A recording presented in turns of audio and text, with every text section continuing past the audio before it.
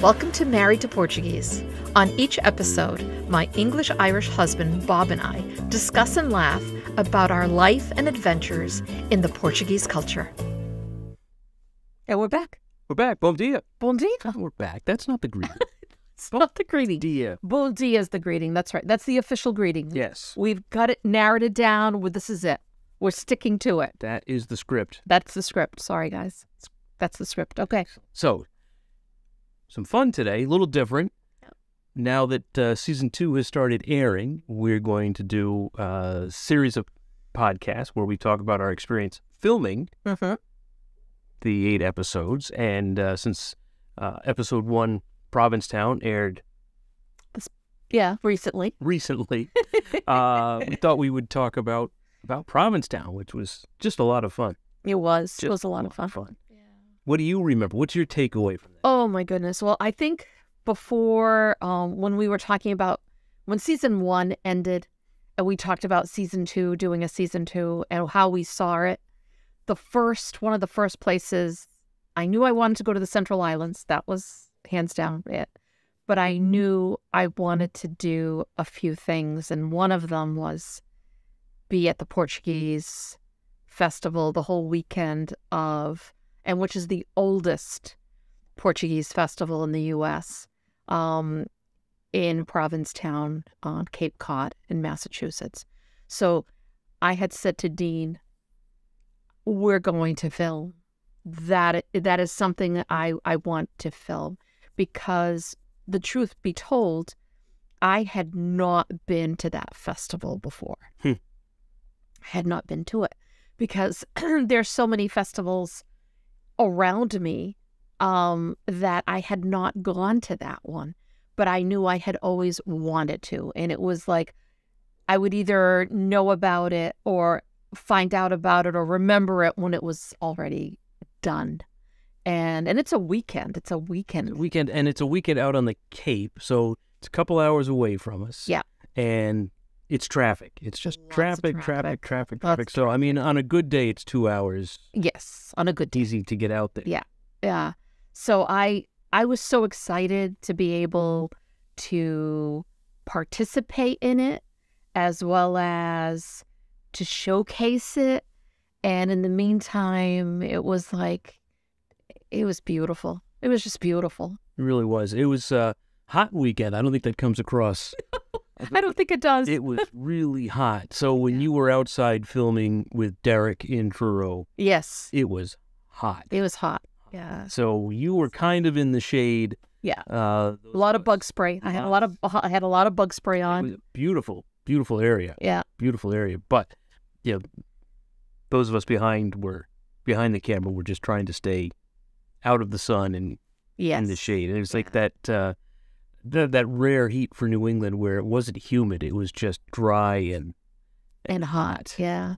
It I love the fact that, the people that we got to meet were just the sweetest people. I think the whole Provincetown Chamber of Commerce, the town hall, the police, let me see, who else did we have to get involved?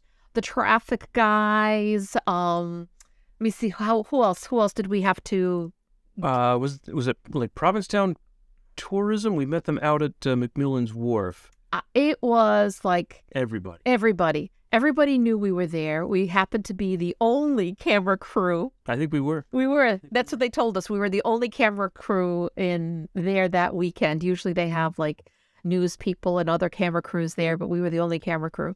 So we had to get all kinds of permits. We had to get all kinds of stuff, and we had to, because we use our drone for a lot of stuff. So there was just so much paperwork that needed to be done, but we did it. And everybody in that town knew we were there, and they just opened the doors to us. They really did. I can't say enough. I can't say enough. No, they were fantastic people, fantastic. And all of them, I felt like I had known them all my life. And that's the funny thing. I feel that all the time when I meet other Portuguese people. It's like we start talking and we're like, oh my God, maybe we're cousins. It is a small community. Everybody knows. Everybody knows everybody. I mean, the first person, again, we filmed, Provincetown is our first episode, but we didn't film in that order. We had filmed in another area before we had gone down to Provincetown. So we had just finished, a shoot in another area. We go down to Provincetown for the festival. It's a 3-day weekend for this.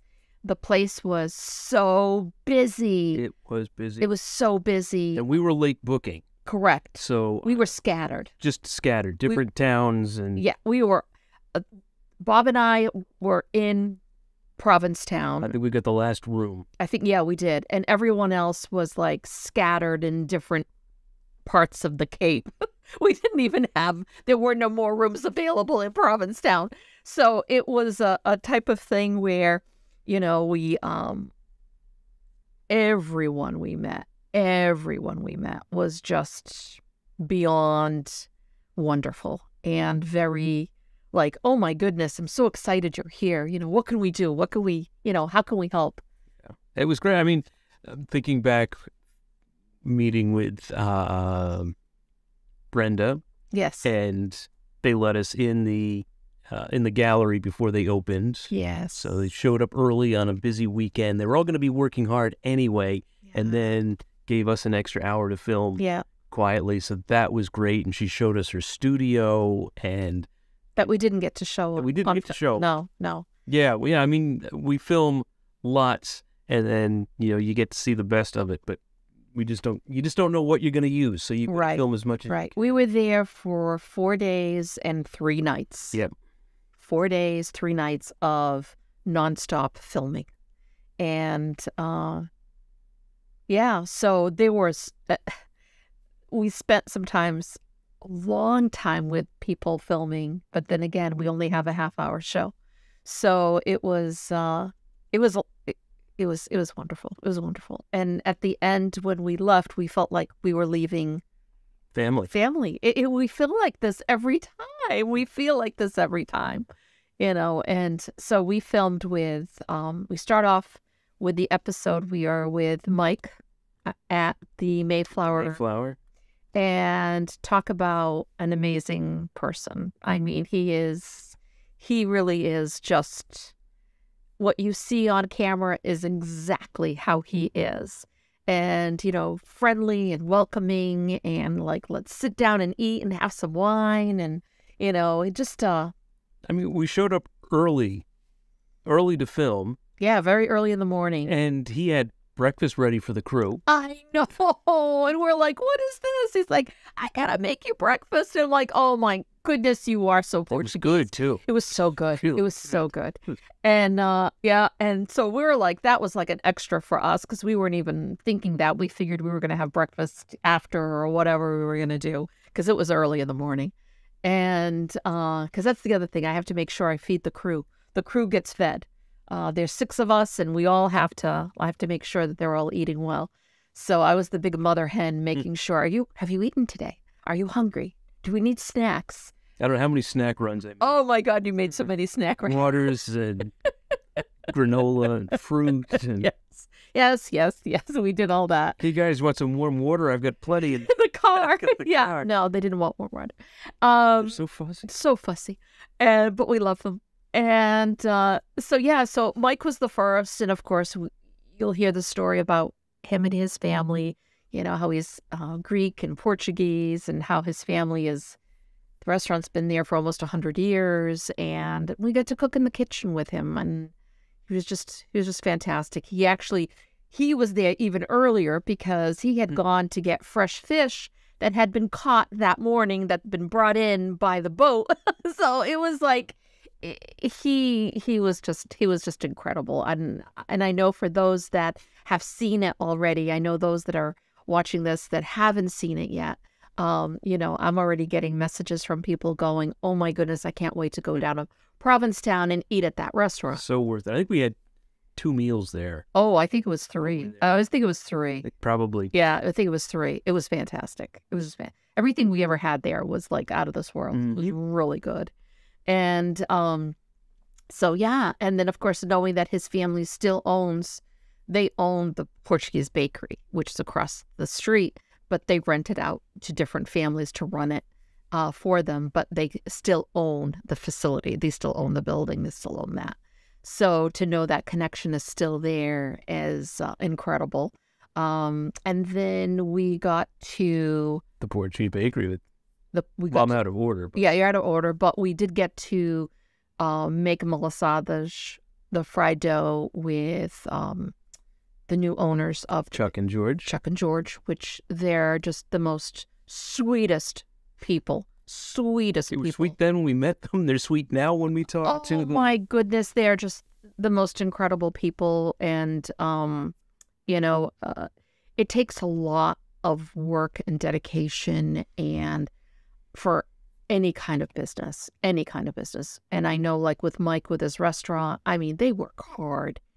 And it's the same thing with a bakery on a weekend where you have, oh my goodness, thousands and thousands and thousands of people that are coming to it.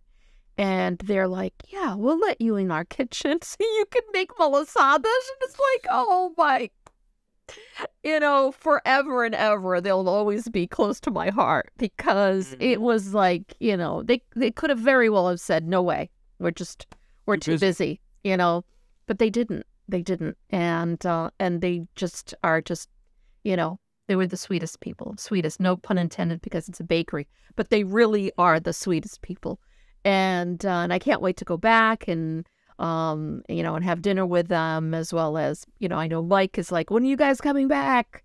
You got to come back. We're going to have dinner together. So we need to do that. And then we meet Brenda and like you said, she just the most very open kind of person. Really shared her story. With us and was always very, very just aware of what her paintings mean, and what she wants, what she's trying to put out there, and knowing that she's a self-taught painter. She was a music teacher. We didn't go too far in the segment, but she retired as a school teacher. She was a music teacher, and pretty much taught herself how to paint.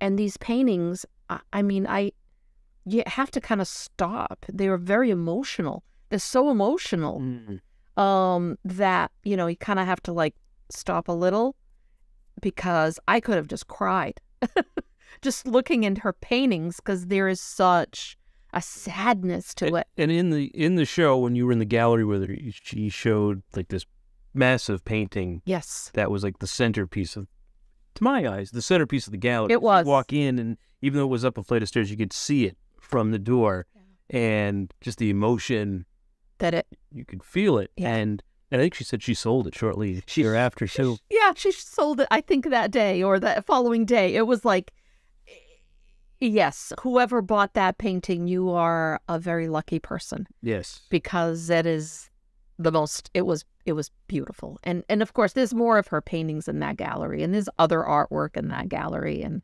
it was just wonderful. And the gallery owner, who was not there but knew that we were coming, also gave us permission to be there. And it was like, let them do what they want. And again, they have to close the doors and for business for us to be able to come in and to do that. So it really was wonderful. It was so generous. Everyone was very generous with their time, which is incredible. One of the things that I like about this season is we met such interesting artists. Yeah. And really tied into the culture. And it's really fun to meet them as people and then see what their art is and how nonchalant they are about it. All of them. But, in that same episode, again, Derek's art. Oh, yeah. Again, like Brenda's, just gorgeous. Different styles. Completely different styles. One has more dark, kind of sad feeling to it because it's loss. She's doing it. she's doing with boats, but she had so many people that she loved who were lost at sea. I think including her grandfather, if I'm not mistaken. And then you've got the other side. Or light and motion. And... More light. Yeah, that's exactly it. It was more light. It was bright. It was light. It was fun. And yeah. And you understand why... Another self-taught. Why Provincetown became an arts college, because the light there is just so... Beautiful. So amazing. There was... When we filmed at the Lighthouse... Yes. And yes. The golden hour. That was truly gold. Truly gold. Yes, it was gorgeous. But with Derek, going back to Derek, he's this young kid in his 20s. And he is, again, self-taught. Incredible painter. Incredible. 4th generation Portuguese. Incredible painter. And I had to pull you out of his studio because I know you were looking at that one large painting that was there, that was the ocean, that you're like, oh my goodness, I want this painting. I want this. It was stunning. It was just stunning. It was stunning. It was stunning. Could have looked at that. Well, I did. You did. I had to go back there and pull them out. Like, no, not today. Another day. That was a lot of fun. And then we can't forget kind of like the high point of the weekend for Provincetown, which was the parade and the festival and the blessing of the fleet. And, in all of that at the parade, the festival itself, I didn't know what to expect. Because, like I said before, this was the feast that I wanted to film, I wanted to be part of, and I didn't know who was going to be there, who was coming. And we had met a month before we had gone down there? Mm-hmm. And we had met with the people who put the feast together. They're the committee that puts the feast together, and they were doing a fundraiser. And we ended up going down there for that and staying overnight. And we got to meet the people at the committee. So we had told them what we were looking at doing. They were well aware of what we were coming in to do, but I wanted to meet everyone in that committee just so that they felt comfortable and could ask us any questions or if they had any concerns, any of that stuff. Mm-hmm. But they were just so happy that we were even thinking of doing that they were, again. Even the day of the festival on Saturday, they agreed to be on camera. They're like, we'll meet you at like 10 o'clock at Town Hall. And of course we found them because, we're Portuguese, so we could... We'll find each other. We find each other. But yes. They were so generous with their time. Yeah, it was just really great. Were. It was just great. Yeah, they were. They and the whole thing with all that was, now I'm there watching this parade, and they had just said, some people had canceled because, again, this is still, lingering COVID issues. Yes, last year. And so I guess some of the people who had said they were coming into the parade and performing, they didn't. But you know what? I knew that. Now you know that. But the people that were there, no one even knew it because it was so much fun. For those that came, the dancers, the musicians, different... Our friends, the Portuguese kids, were there? Yes, they performed. It was like it was a lot of fun. Every hour there was something else going on, and multiple things at any given hour. Right, at different parts of the town. Really was a party. Yeah, it really was. It was a really great party. And like Mike had said when we saw him, he's like, it's a homecoming because a lot of the people that grew up in Provincetown, that have left, all come back for this festival. So everyone sees their high school friends or their old neighbors or, whatever, So it was great for me to be there watching it. And then, of course, there are people who recognize me. So there were people coming over to me and I'm like, oh, I know you. And they're like, oh, I know you. And it was, that was a lot of fun getting to see everyone. That happened even in May, though, when we were there. And it was not as busy. No. And we were running into people we knew. Yes. Yeah. Yeah. We knew people when we were there in May that we know down in our area. Right. They were there and we're like, hey, how are you? What are you doing down here? So it's, it was just a great, it was a wonderful to see people I haven't seen in a long time. It was great to like, the funny thing of, where if there's music, if there's dances, if there's Portuguese food, we're there, I mean, everybody was there to celebrate Portuguese culture. Yes. And it was all around us with, the flags and the banners and the music and the dances and all that stuff. And then the following day, it's a little somber, a little bit more somber. Well, sure. Because it's the blessing of the fleet and the whole meaning behind it, which was, the blessing so that no lives are lost at sea, because it is. Fishing is serious business. Oh, it's one of the most dangerous jobs. If it's not number one, it goes back and forth. Yeah. To be number one. Right. But no, I've had again, for those that have already seen it, it's just wonderful reviews of I haven't been there so long. I can't wait to go back. So I think this year it's going to be a busier one. I hope so. Yeah. So everybody needs to see it. Yeah, absolutely. And so yeah, it was. Everyone always says, Maria, looks like you're having so much fun. Yeah. We all do. Yeah, we were having fun. Quite frankly. We were working, but we were having a lot of fun because of the people who were there and where we were and just everything. Yeah, it was great. I mean, I was talking about how I saw it, but how did you see it? Well, from my point of view, I mean, we got everything we asked for and more. Yeah. We asked for here, and everybody offered us way up. Yeah, absolutely. High. Absolutely. And, the concerns that I had from logistics really just ended up not being issues. We got there early enough in the morning that, the town gave us a parking space for the van. That was part of the paperwork they filmed out. So that really wasn't an issue getting around early in the morning, and Provincetown is small enough that it was easy enough to move around, and the water is just beautiful, and Commercial Street is just beautiful. I mean, everything. The beaches are beautiful. Everything was beautiful. It was hard to be uptight, and we were just having so much fun. Yeah, it's so much fun. And I can't wait to go back. Can't wait to go back again. Exactly. Yeah. Exactly. So I think that kind of ties up what we need to say. I think so. I mean, if anybody has any other questions about Provincetown, you can always send us a message, and we'll pick up the conversation next time with episode 2. Episode 2. All right, thanks. Bye, guys. All right, bye. Thank you for listening. Don't forget to hit the subscribe button, and we'd love to hear your ideas for topics. Ciao.